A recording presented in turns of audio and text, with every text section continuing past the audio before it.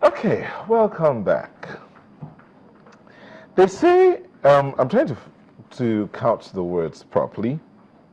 This person you're about to see is a lawyer.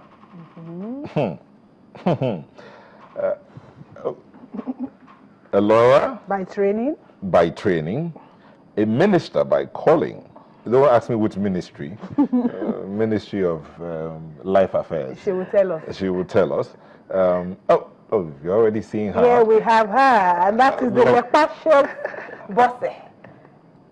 Lepacious Good morning, Happy New Year. It's nice to be here. Thank you. And I'm wondering, Lepacious Bose then, how would be Orobo? No. You are not even in anything. Okay. You're not Orobo. You are not Lepa. You are just there. She's vanished. No, she's not there. She's not there. She has a long way to go. Okay. To have you here. Yeah. I came here and I saw the picture you had on screen. Of all the fine pictures I have in my life, that's the picture people put. You people are bad. It's bad But you are here already live. It's bad When I told people I was coming to channels, they warned me. They told me, they said, channels people. Bossa, don't worry. That picture will change in the next few seconds. Thank you. There's no need for change. She's here in flesh and blood. They were not taking the picture of her. They're not taking the right one. The right picture. Okay. So, Bossa, let's find out.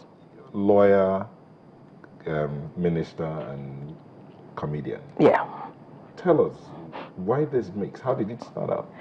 Well, it's always been that when you are a comedian, you're actually a minister because you're ministering to people the gift of laughter.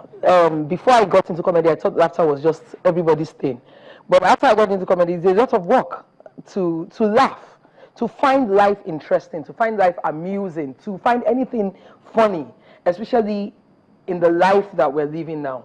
It's only a comedian that can say something funny about Boko Haram and you will laugh because there's nothing funny about Boko Haram. I mean, people are dying. Why would you find that funny?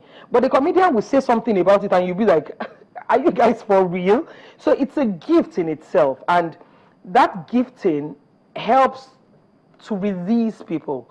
I do a lot of comedy around my life. I do a lot of comedy about life things, and I find people who are normally very conservative come to meet me later and they're like, oh, thank you so much. After your performance, I felt better.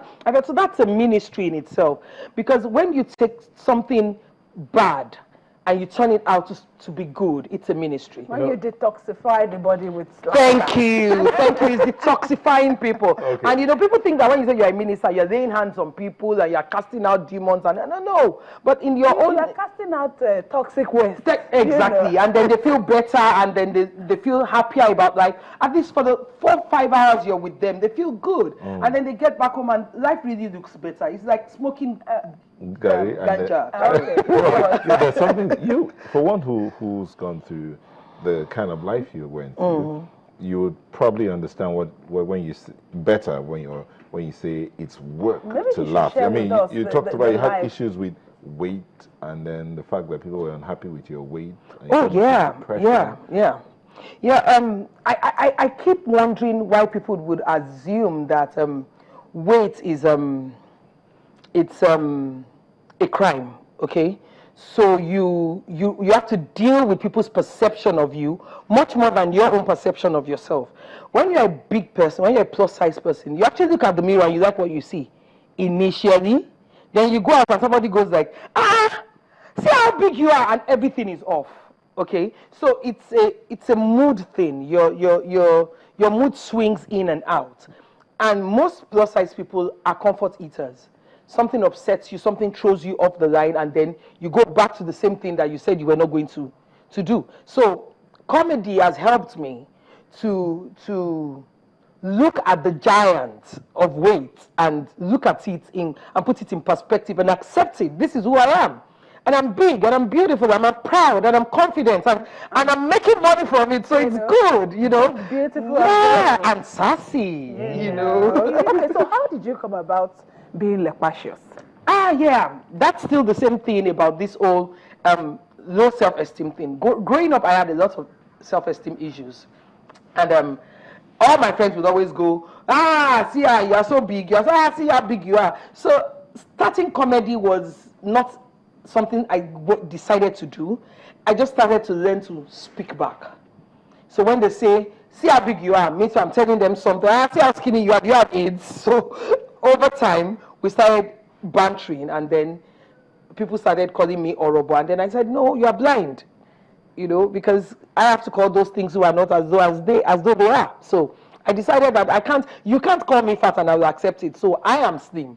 You, the slim ones, are the fat ones. That's how I choose to see it, because you're only as beautiful on the inside as you feel. But how do you get inspiration for your jokes? Life. Some things happen, and they are things that really happen, and I turn them around and make comedy out of them. Some things are from observation. It's like when you I'm on stage, I actually see plus size women, big women turning to their husbands and doing like this. Shoton, Shebi, you said I'm fat, look at her. So you can actually see it, and then you find a joke out of it. Those are things that would have made me sad normally. Those are things that would have made me cry normally. Then I turn it around and I see the funny side of it. So that's the inspiration. The inspiration is from daily life. It's like you now. See slim people. Their husband will marry them size 8. When they marry, after 2 children, they become size 16. Then they start jealousing us. Me now, what you see is what you get. Right from the start. Right from the start, you see what you get. That is it. So you understand it since already. And nobody's Okay, listening. you know what? The producer wants to put out something here. Let's just. Have you given up on me? My case is not hopeless. Now only me one fat. Contrary to what you believe, they still toast me. Some men like them like this. This is built for Nigerian roads.